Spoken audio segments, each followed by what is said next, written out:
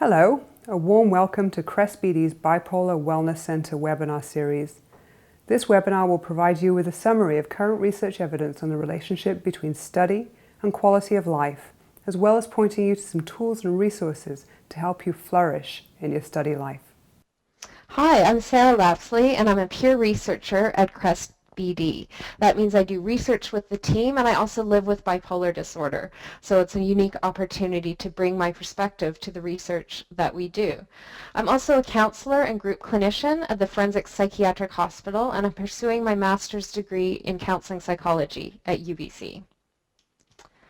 So today we're going to talk about study and how it affects your quality of life. So first we'll define study and then talk about why study can be important to your quality of life. We'll specifically talk about bipolar disorder and some of the challenges and opportunities for study, and we'll give concrete items to help you take action.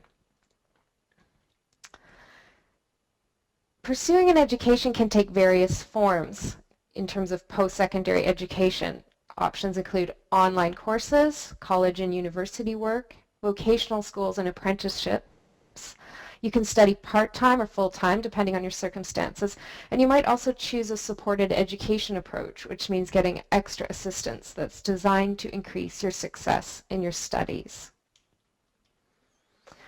Study can be important to quality of life because it can be a personally valuable experience that builds self-confidence, that creates meaning in your life, and contributes to your own recovery.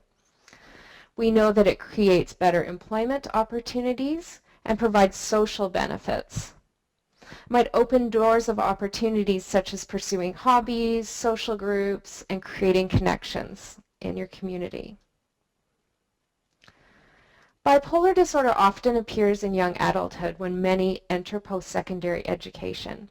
So we know that research on educational issues and bipolar disorder is thin, but what does exist has some mixed results. For example, some studies show that people with bipolar disorder reach higher levels of education than the general population.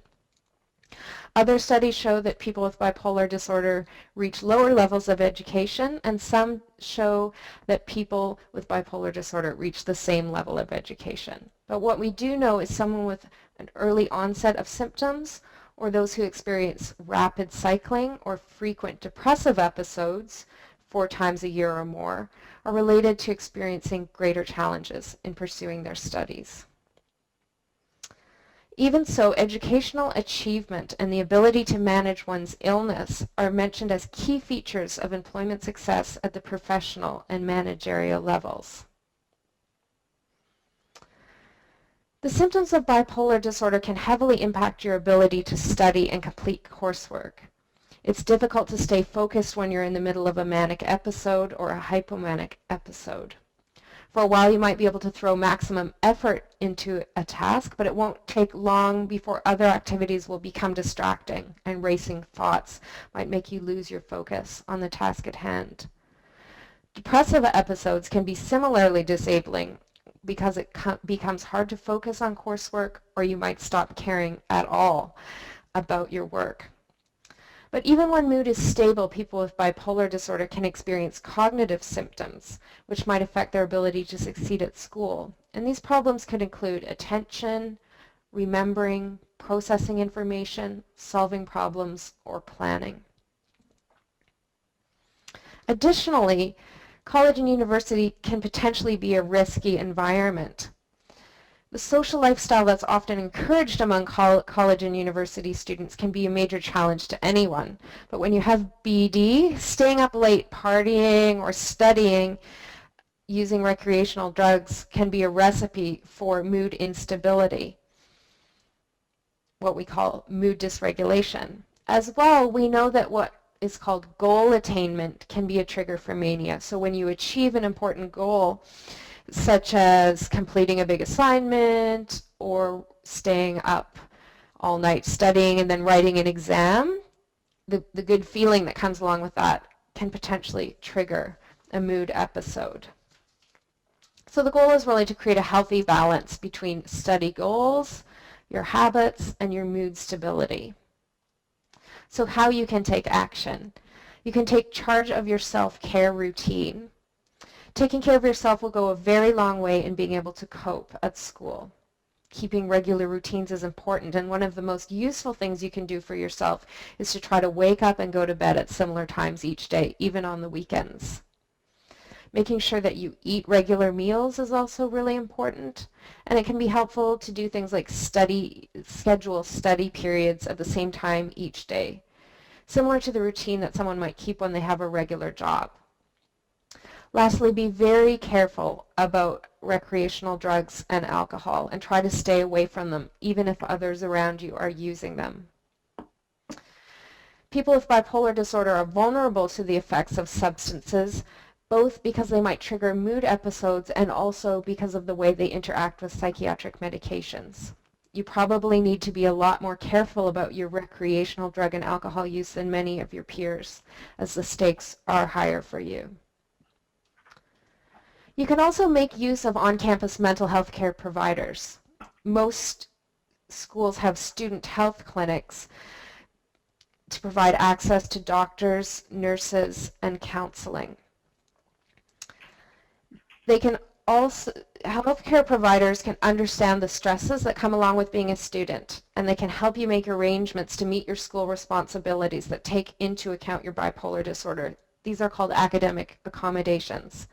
They can help advocate for you if challenges come up that might require negotiations with your professors or deans of your department. Most campuses have counseling services and student health clinics to provide access to doctors, nurses, and counselors, and they might also provide groups to teach skills to help you manage your bipolar disorder more successfully as a student. Healthcare providers can also help you balance how you keep your mood steady with being able to still do your best thinking. For example, that you might want to work with a healthcare provider that helps you find medications that keep your mood stable without impacting your thinking through side effects such as grogginess. Do find out about your educational programs, policies, and services. Do some research about what your school can do for you, and it's best to do it at the beginning before you run into problems. Most campuses have an office that provides assistance for disabilities, for students that have disabilities, such as mental health conditions, that can help you get academic accommodations. These might include assignment extensions, test taking away from the classroom environment, or learning assistance as needed. Typically, you'll need to register with this office before asking for any accommodations from your instructors. On-campus organizations such as these can also work together with your healthcare providers as needed so that you can get your best help from your team of supports. Find a support group on campus. Dealing with the challenges of bipolar disorder can be less stressful if you have the reassurance of others. A support group can help understand your need for a stable lifestyle and can even help you identify the early onset of mood symptoms. They can give you a sense of belonging and connection to your peers, whether you choose a larger group or a one-on-one counseling session. Universities and colleges typically offer one-to-one peer counseling, which is another student who's trained to be non-judgmental, empathetic, and keep your information confidential. So this is an alternative to the support group experience. There might even be options to join online groups if that's your preference. You might face stigma as you go through your educational experience, and it's important to address this. The issue of self-disclosure is also an important one. But increasingly, campus administrators, educators, and students are taking a proactive stance about discussing mental health issues and supporting students in their mental health. And sometimes these happen around mental health awareness clubs. So you could get involved in such a group that seeks to end mental health stigma. So you could disclose your bipolar disorder, or you could get involved in a way where you don't disclose. So something to consider around disclosure, the research about the impacts of self-disclosure are mixed, but we do know that some positive results include more eligibility for services, an increased social support, and a sense of empowerment about being true to who you are. So we do know that social support is so important in an educational environment. So stay connected. Connect with other students through study groups, people that have shared interests, organizations and clubs on campus. Participate in online campus community initiatives. We do know that students who are socially engaged have a better study experience than those who don't.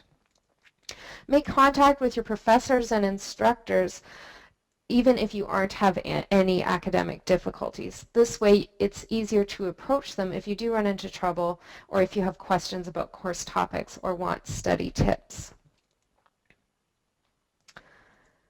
So here are some tools and resources that might help you as you're looking into the issue of study and bipolar disorder. This book is called Facing Bipolar Disorder, written by Fetterman and Thompson, and there's a chapter in the book about education and bipolar disorder. And one of the points they make is that it's so important to create stability for yourself, and they talk about the 4 S's of bipolar stability. So creating a structured life, managing your stress levels, getting good sleep, and learning to self-monitor your moods and triggers and warning signs. Bipolar Magazine is a great magazine that caters to people who live with bipolar disorder, and they have an excellent article which touches on many of the topics we've talked about today, as well as they have sort of additional stories and tips from people who live with bipolar disorder. This is an excellent website targeted to faculty and students. It's a general mental health website which talks about how people can contribute to a healthy campus that promotes mental wellness. For more information and resources, do visit our Bipolar Wellness Center at www.bdwellness.com. And to assess your quality of life, visit our quality of life tool at www.bdqual.com.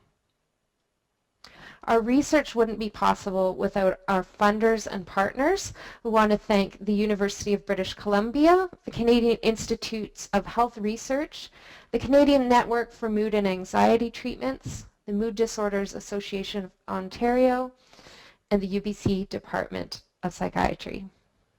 Thank you, Sarah, for that wonderful webinar. It's now time to move on to the question and answer session. Sarah, the first question asks, as you state, since the social environment in schools often creates a lot of pressure for students to stay up late, drink, etc., do you have any tips for how students with bipolar disorder can stay connected with their friends without risking their quality of life? Yeah, I mean, I think sort of balance is the key word. Obviously, you want to have a social life and go out. And so I think it's about, on nights that you go out, making sure that you can sleep in a bit, not letting your sleep schedule get too thrown off. Obviously, watching alcohol and drugs can be a huge factor.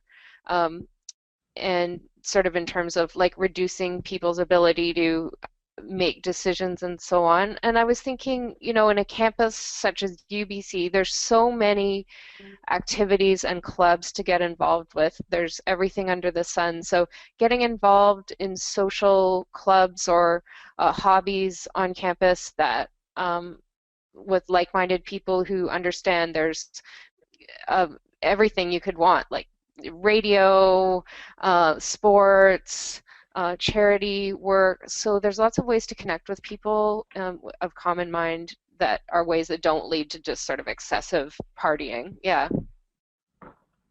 And to the point of alcohol and drug use or misuse, just to let you know that we just tweeted out the link or the URL to the section of the Bipolar Wellness Center that has a rich range of resources to support people with bipolar disorder in that area.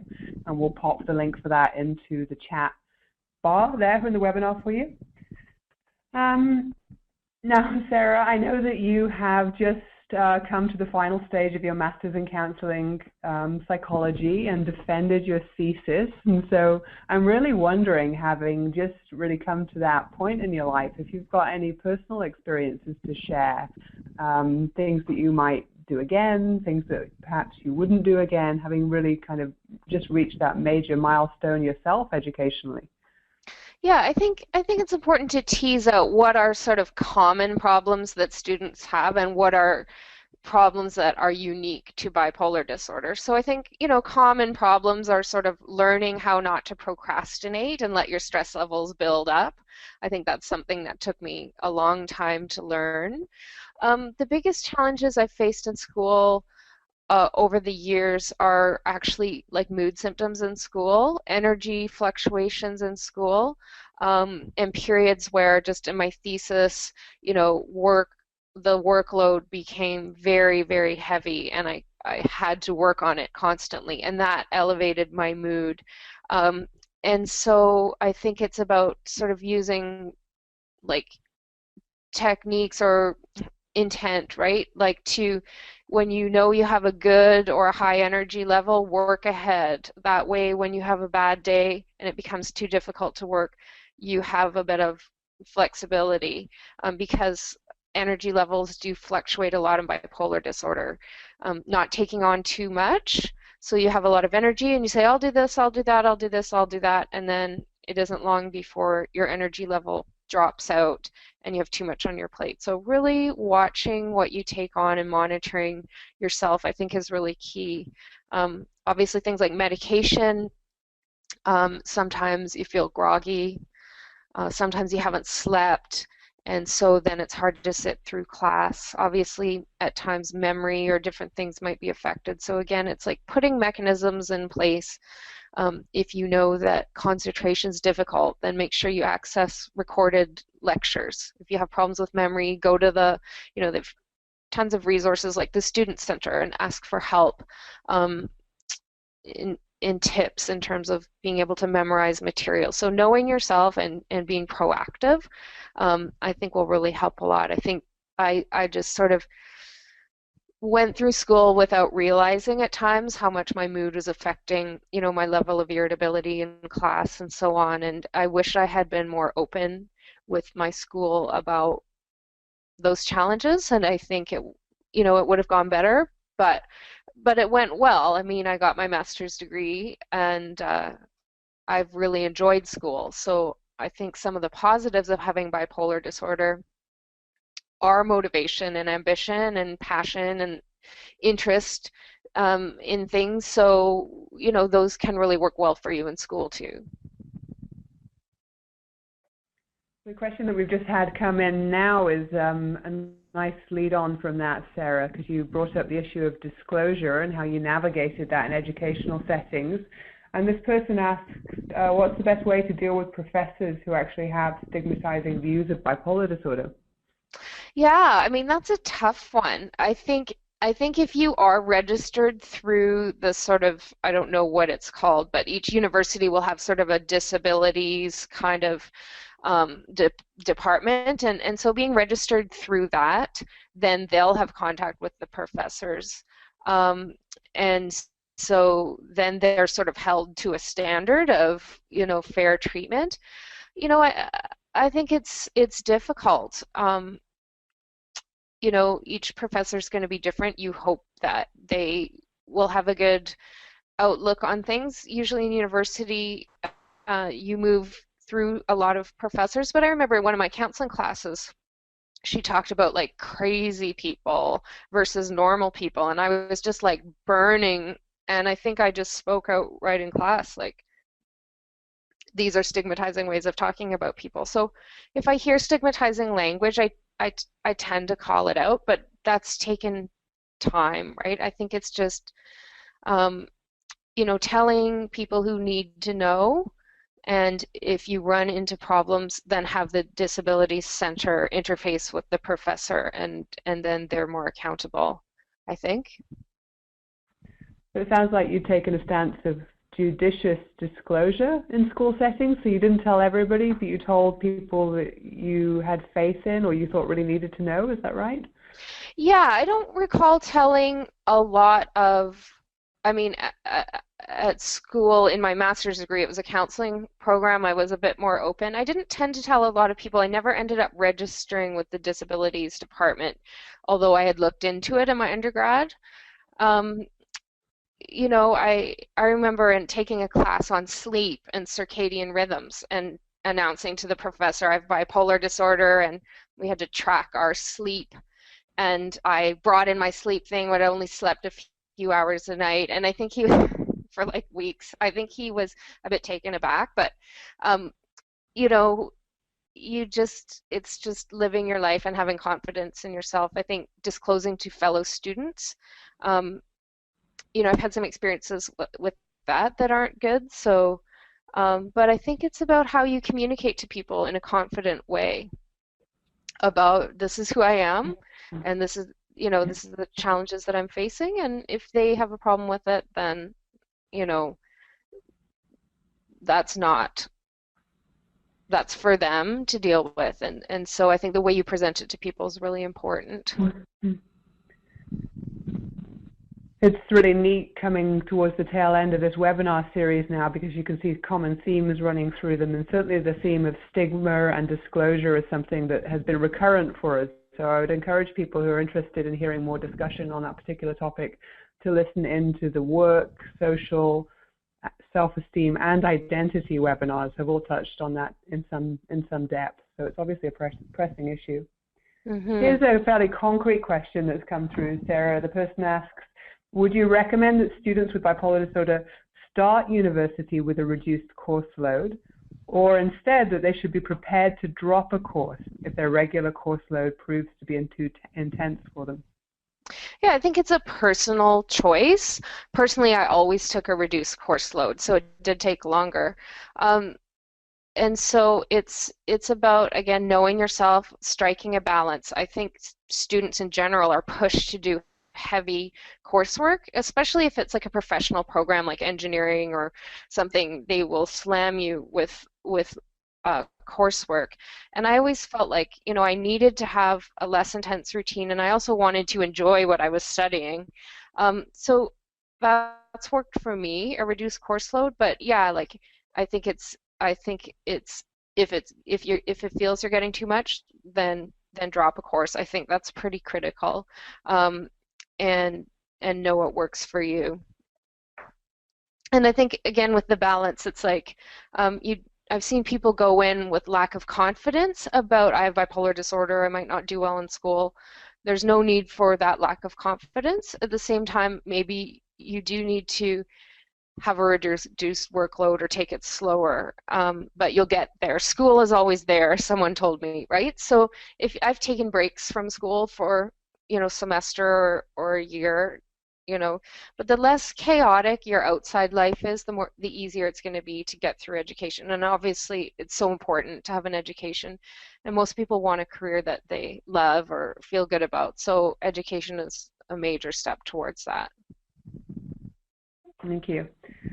Now you've touched on this a bit already, but this person's asking if you have any further tips on for people who are struggling with attention or memory issues in educational settings. I think, well, sometimes it's a medication issue, like that the medication's affecting cognition, so that's something to talk to your doctor about. Obviously, even if it's, not medication, there may be some other cognitive issues, so getting some tests, and your doctor can take care of that. And then putting systems in place, use an analogy of a prosthetic limb, right? So your attention might not be great, or your memory might not be great, so you have extra things in place, like record the lecture, access materials. You might have to study in a bit of a different way. Instead, maybe you can't get away with cramming, right? Maybe you have to be someone who's studying every day and getting tutoring or whatever you need to do. If you think you're struggling, then there's lots of ways that you can get on track. A lot of people complete school with incredible challenges, both mental and physical. So, with the right things in place to support you, I think there's every reason to anticipate success. Well, Sarah, you've certainly had success. Congratulations to you on your recent achievement for that. And thanks as well for taking the time to share your lived experience, expertise of how to flourish in educational settings, as well as what we know about this area as a research field. I think that webinar balanced those two aspects very nicely. So thank you, Sara, for joining us today. Thank you for having me. That's the end of the question and answer session today. Thanks for everybody who participated online. So with that, I'd like to wish you all a happy and successful day, and I'll look forward to catching you on the line for the next webinar in the series. Thank you, everybody.